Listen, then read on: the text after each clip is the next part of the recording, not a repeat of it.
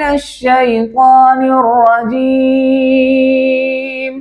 وعباد الرحمن الذين يمشون على الأرض هونا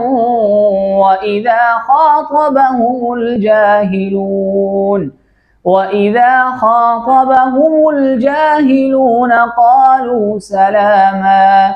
والذين يبيتون لربهم سجدا وقياما والذين يقولون ربنا اصرف عنا عذاب جهنم إن عذابها كان غراما إنها ساءت مستقرا ومقاما.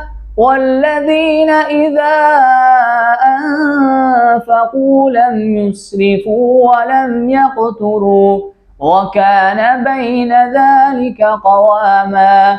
والذين لا يدعون مع الله إلها آخر ولا يقتلون النفس التي حرم الله إلا بالحق ولا يزنون ومن يفعل ذلك يلقى أثاما يضاعف له العذاب يوم القيامة ويخلد فيه مهانا إلا من تاب وآمن وعمل عملا صالحا فأولئك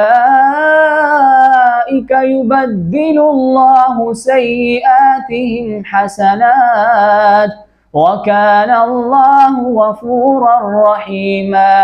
ومن تاب وعمل صالحا فإنه يتوب إلى الله متابا.